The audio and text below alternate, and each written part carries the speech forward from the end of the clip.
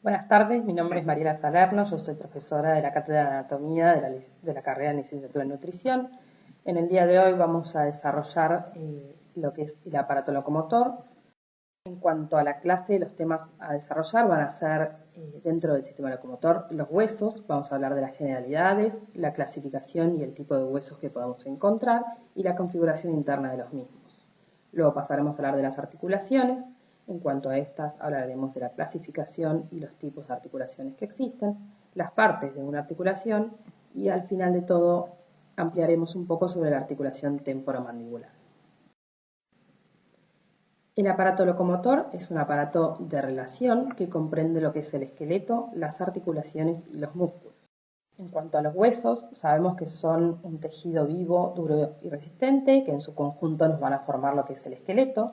Van a tener un componente celular y extracelular. El componente celular van a ser las células, que son los osteocitos, y el componente extracelular se va a encontrar calcificado. Sus funciones van a ser la de sostén mecánico para todas las partes blandas adyacentes, van a participar en el mantenimiento de la postura, van a servir de protección para los órganos internos, también participan en el proceso de la hematopoiesis con la médula ósea y al ser el reservorio principal de calcio en el organismo van a tener un rol importante en el equilibrio mineral. En cuanto al esqueleto, sabemos que el conjunto de huesos nos van a formar el esqueleto. A este lo podemos dividir en el esqueleto axial y las partes apendicular o los apéndices. El esqueleto axial va a estar conformado por lo que es el cráneo, la columna vertebral, las costillas y el esternón. Los apéndices van a ser los miembros superiores y los miembros inferiores que se van a articular con el esqueleto axial a través de la cintura pelviana y la cintura escapular. En cuanto a las partes del esqueleto, como dijimos, vamos a ver el cráneo, que va a estar en la parte más superior del esqueleto, que se va a continuar con la columna vertebral. Dentro de la columna podemos diferenciar diferentes partes. Esta columna va a estar formada por vértebras unidas entre sí. Vamos a tener la parte de la columna cervical, que van a formar 7 vértebras cervicales. Luego le va a continuar la columna dorsal o torácica, que van a ser 12 vértebras dorsales o torácicas. Luego lo sigue lo que es la columna lumbar, formado por 5 vértebras. Y ya en el final, en la parte más caudal de la columna, vamos a encontrar las vértebras que van a estar fusionadas entre sí, formando el hueso sacro y el hueso coxis. Dentro de las vértebras del organismo hay dos que van a tener nombre propio, que son la primera vértebra cervical, denominada atlas, y la segunda vértebra cervical, denominada axis, que tiene una configuración un poco diferente al resto de las vértebras. Siguiendo con las partes del esqueleto, vamos a encontrar lo que es la caja torácica, que va a estar conformada en su parte dorsal por la columna vertebral, hacia sus laterales las costillas y en su parte anterior y medial el esternón. Luego podemos encontrar lo que es la cintura pelviana, que como dijimos va a ser la unión del esqueleto axial con ambos miembros inferiores. Lo mismo va a suceder con la cintura escapular, que va a estar conformada por lo que es la clavícula y el omóplato, y va a articular el esqueleto axial con el miembro superior. Y luego encontramos, como ya mencionamos, lo que es el miembro superior y el miembro inferior. En cuanto al cráneo, podemos diferenciar distintos huesos que lo van a conformar y en la etapa adulta van a formar una sola estructura. Vamos a encontrar en la parte anterior y superior al hueso frontal, que es un hueso único. Más hacia posterior vamos a encontrar el hueso parietal, que es un hueso par, va a estar de ambos lados, unidos en la línea media. Luego en la parte posterior e inferior del cráneo vamos a encontrar el hueso occipital, que es un hueso único. En la parte lateral vamos a encontrar al hueso temporal, que también es un hueso par. Este hueso lo vamos a describir alguna de sus partes cuando hablemos de la articulación temporomandibular, ya que está involucrado en esa articulación. Después tenemos dos huesos que no son visibles desde su cara externa del cráneo, sino que los vamos a encontrar en la parte interna, y estos van a ser el hueso esfenoides y el hueso etmoides. En cuanto a las estructuras del macizo facial o de la cara, vamos a encontrar lo que es el maxilar superior, que va a estar en la parte medial y anterior de la cara. Vamos a encontrar el maxilar inferior o mandíbula, que es un hueso que está separado del cráneo y se va a unir a través de este por la articulación temporomandibular. Los huesos malares, que son huesos pares, se van a encontrar en la parte más lateral de la cara. Luego vamos a encontrar los huesos propios de la nariz, también huesos pares, que son los que nos van a formar el techo de las fosas nasales. Tenemos el hueso unguis o hueso lagrimal, que se va a encontrar en la cara interna de las órbitas. El cornete inferior en la parte inferior de las fosas nasales. El hueso vomer, que es el único hueso único de la cara, que va a estar formando lo que es el tabique nasal. Y los huesos palatinos también no los vamos a ver desde su cara externa, sino que los vamos a encontrar en la cara interna de la cara. En cuanto a los miembros superiores, los podemos dividir en 4 segmentos. Tenemos el hombro, el brazo, el antebrazo y la mano. En cuanto al hombro, a veces también denominado la cintura escapular, va a estar conformado por los huesos de la clavícula y el omóplato o escápula, que se van a articular con el húmero y de esa forma conformar lo que es el hombro. El húmero es el único hueso que va a estar formando el brazo. En el antebrazo vamos a encontrar al radio y al cúbito, siendo el radio el hueso que está lateral y el cúbito el hueso que está medial. Y en la mano vamos a encontrar 3 partes. Dentro de estas tenemos la más proximal, es el carpo, que son 2 filas de huesos con 4 huesos cada una, 8 huesos en total, todos articulados entre sí. El metacarpo, que es la parte medial de la mano, vamos a encontrar 5 huesos metacarpianos, desde el primero al quinto, siendo el primero el del dedo gordo y enumerándose así sucesivamente hasta el dedo meñique. Y luego encontramos los que son las falanges en la mano. Vamos a tener la falange proximal, la medial y la distal en todos los dedos de la mano, excepto en el primer dedo, que vamos a tener solamente 2 falanges, siendo la distal y la proximal. En los miembros inferiores ocurre algo similar, vamos a encontrar 4 segmentos. Desde superior a inferior nos encontramos con la cadera, el muslo, la pierna y el pie. En la cadera, también denominada cintura pelviana, vamos a encontrar al hueso coxal e ilíaco, que está formado por el isquion, el pubis y el ilion. Esta cintura escapular va a articularse con el fémur, formando la articulación de la cadera. En la parte del muslo, el único hueso que vamos a encontrar es el fémur. En la pierna vamos a encontrar lo que es la rótula, que va a estar en la articulación de la rodilla. Vamos a encontrar a la tibia en la parte interna y al peroné en la parte externa. Y en el pie podemos diferenciar otros 3 segmentos, siendo el tarso lo más proximal, que va a estar conformado por 2 filas de 7 huesos en total. Vamos a encontrar el metatarso, también similar a como ocurre en el miembro superior, desde el primer metatarsiano al quinto metatarsiano.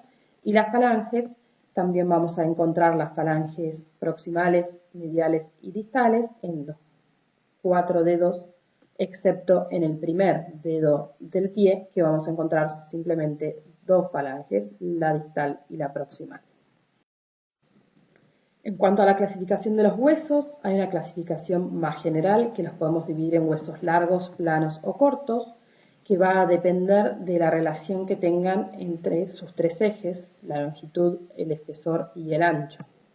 En cuanto a los huesos largos, son esos huesos en los que predomina la longitud sobre el ancho y el espesor.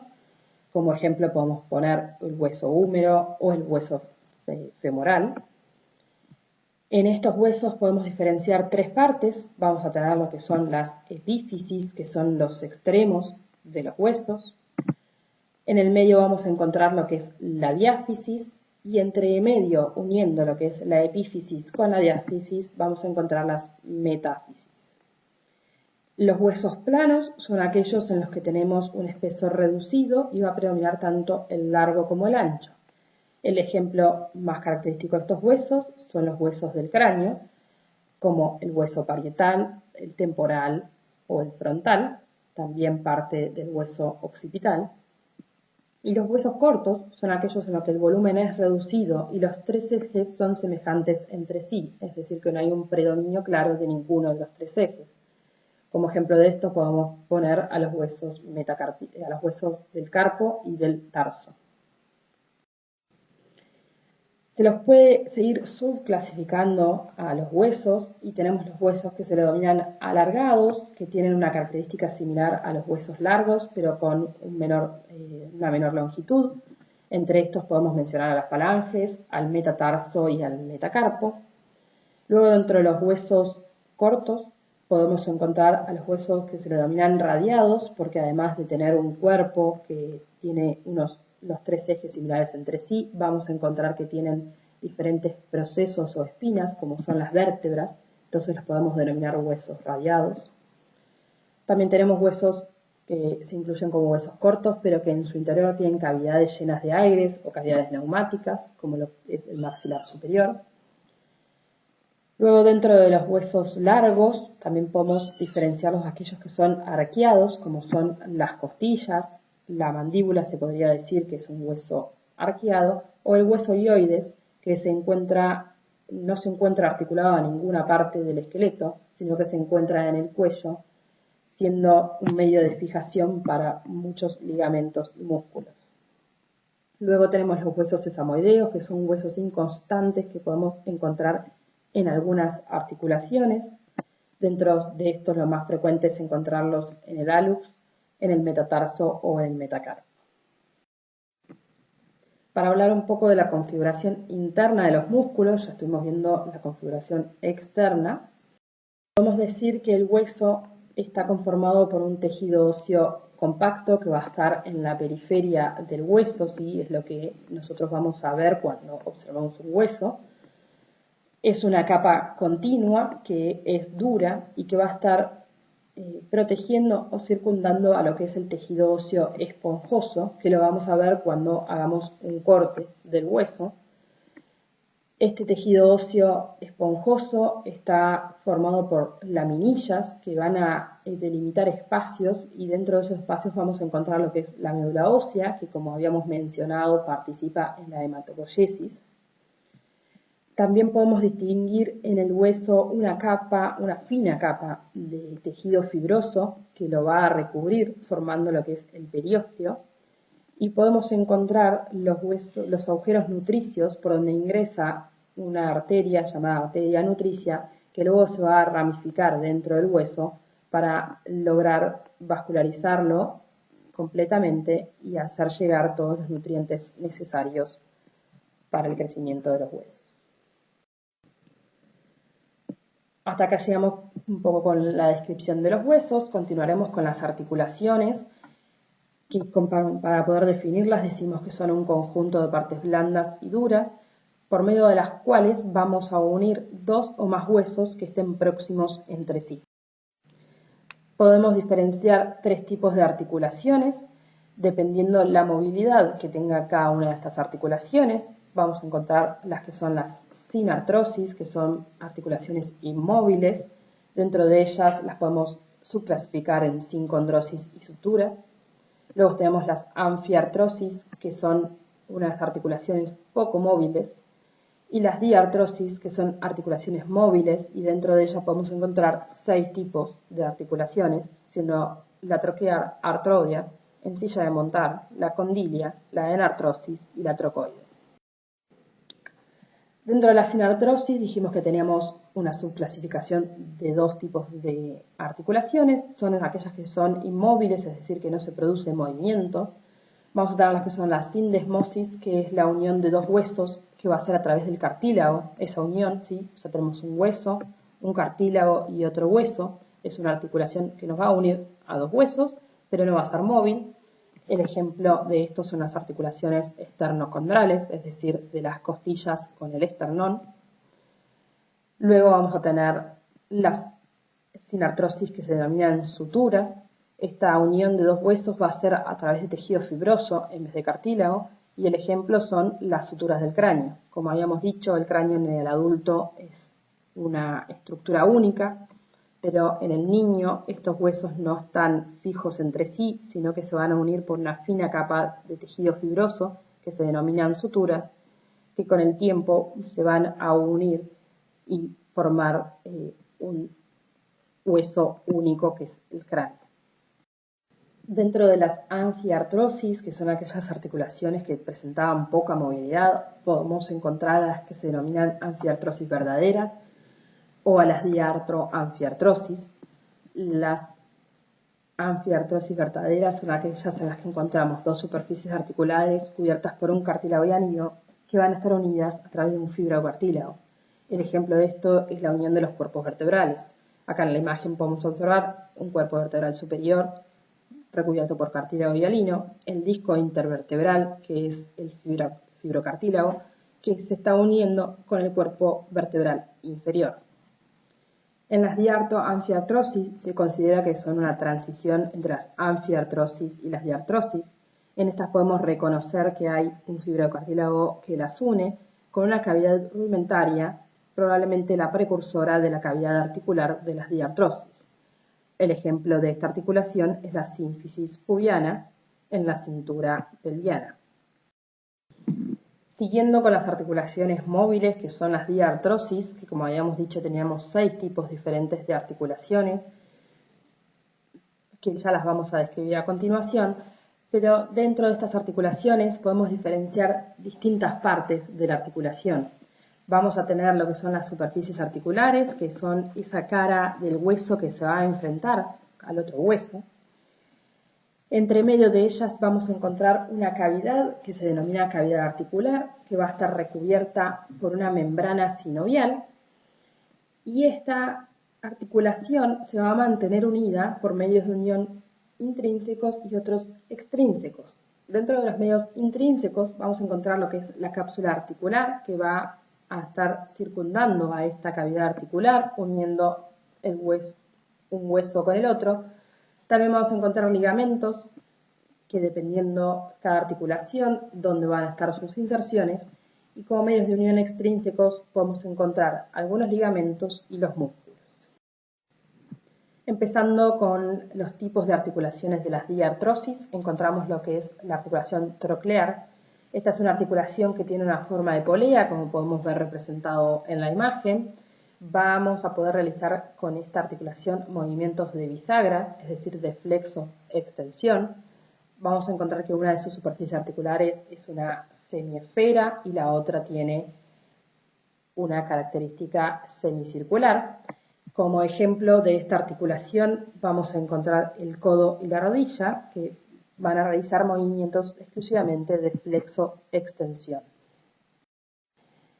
La siguiente articulación que vamos a mencionar es la artrodia. Esta articulación es una articulación que va a unir superficies articulares planas entre sí, que acá podemos ver en el esquema. Nos va a permitir realizar movimientos de desplazamiento. Como ejemplos de estas articulaciones los podemos observar en las apófisis articulares de las vértebras, la unión acromio-clavicular y en las articulaciones intercarpianas, que es la imagen representada en esta diapositiva. Recordemos que solamente vamos a poder realizar con estas articulaciones movimientos de desplazamiento. Luego podemos encontrar articulación en silla de montar o encaje recíproco. En esta las superficies articulares se van a corresponder exactamente entre sí y nos van a permitir movimientos tanto de lateralización como de flexo-extensión. Como ejemplo de esta articulación podemos encontrar la metacarpocarpiana, que vamos a encontrar en la mano, y la calcáneo-cuboidea, ¿sí? Que es unión de huesos del tarso entre sí, que es el calcáneo, que es el hueso que nos va a formar el talón, con el cuboides que se encuentra distal a él. Siguiendo con las articulaciones de las diartrosis, vamos a encontrar la articulación condilia, que es aquella en la que una superficie articular es una esfera y la otra es una cavidad que lo contiene, normalmente denominadas cavidades glenoideas. Este tipo de articulación, como podemos ver en la imagen de la derecha, nos va a permitir movimientos tanto de flexo de extensión como de abducción-aducción, que sería de apertura y cierre.